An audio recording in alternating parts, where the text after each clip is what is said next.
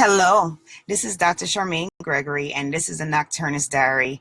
It has been a little bit since I've done a live broadcast, but I have been reading over the last couple of days about children's nutrition, and this is motivated by a group that I'm currently hosting where we are trying to brainstorm how to effectively nourish our picky eaters as strong moms. And it led me to realize that this month, August, is actually been designated as Kids Eat Right Month. And this is the fourth year that the Academy of Dietary and Nutrition got that right. Um,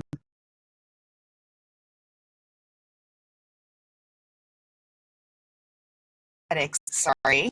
The Academy of Nutrition and Dietetics is the correct name for that organization that they've had. This is the fourth year now that they're going to be having this promotion where they talk about awareness of how children can eat in a much more healthy fashion. And they've dubbed it the Kids Eat Right Month. And that's this month here, August. So, why is it such a big deal that we really focus on making sure that our cherubs are eating in a healthy way? And the reason why is because our bodies really require good fuel, and in order for our bodies to perform in maximum fashion and good capacity, we need to make sure that it has good fuel going into it. Unfortunately, we live in a society where the convenience food, things that are easy to come by, the things that are sometimes less expensive, are usually not the things that are the most healthy for us. And, life gets really busy. We have work, or even if you don't have work, we have things going on. We have to get the kids in and out, do all these things, and we may not necessarily always be able to get them the nutrients that they need. So, unfortunately, overall, as a consequence, what has happened is in America, the trend has been towards more and more individuals being overweight and into the obese category. And that has trickled down into the childhood population. And childhood obesity has actually led to a lot of the adult diseases that we typically see translating down into the pediatric population. So things like type 2 diabetes. We've seen a lot more children who are coming in with gallbladder issues, and just a number of things that are just would not typically be seen in children, but it's a consequence of, unfortunately, our pretty poor dietary habits. So how can you make a difference in your child's life? How can you make a difference in a child's life that you know?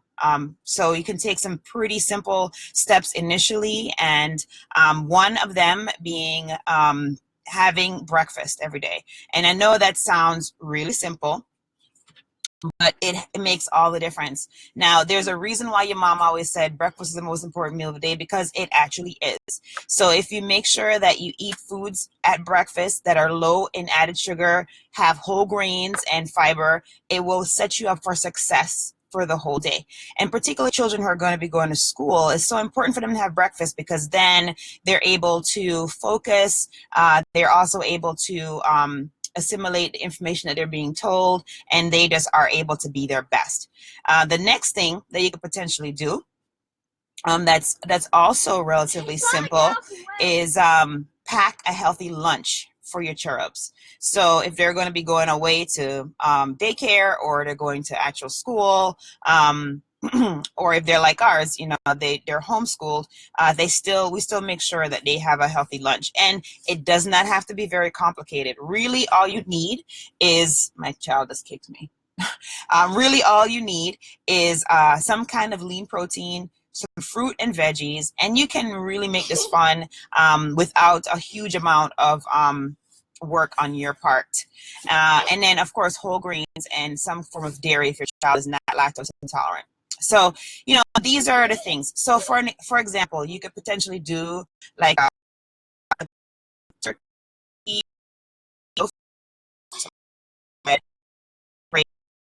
crackers, and then you can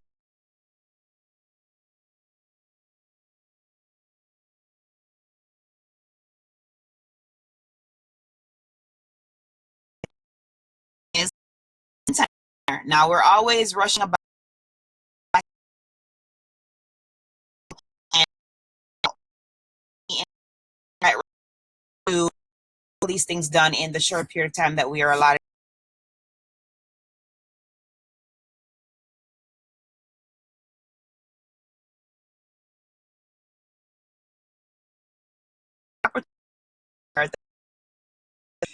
To get really it's an opportunity for communication between families, allows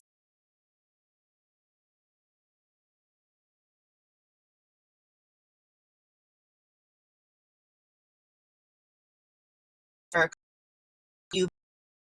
It's summertime now. You've just had your dinner together. After dinner, perhaps one opportunity for a movement would be to go for a walk as a family, or go for a bike ride or something like that.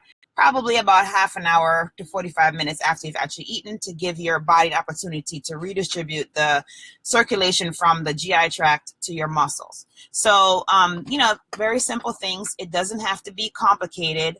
Moving and eating together and making sure that you have breakfast, a healthy lunch, and a dinner together, and then get up and move together as a family as much as you possibly can.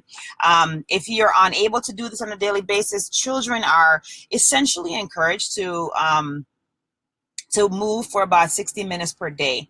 And I know that times have changed quite a bit, because a lot of things that we do are more sedentary, like, our children like to be in front of their screens and not necessarily out and about and playing outside. But, as a child, I remember being outside the majority of the time and having to be, cajoled to come back indoors. So, we need to probably get back to encouraging our cherubs to be out and about and active for at least 1 hour a day. And if we can participate in the activity with them, that's even better. So hopefully these tips were helpful to you. Again, the first tip was make breakfast. Healthy breakfast is going to be low in sugar, have some kind of fiber and and grains involved there, and fruit be one way in which you can potentially get your fiber in. And then the second thing was pack a healthy lunch for your cherubs. The third thing was make time for dinner, make that a priority, actually even put it in the schedule if you have to.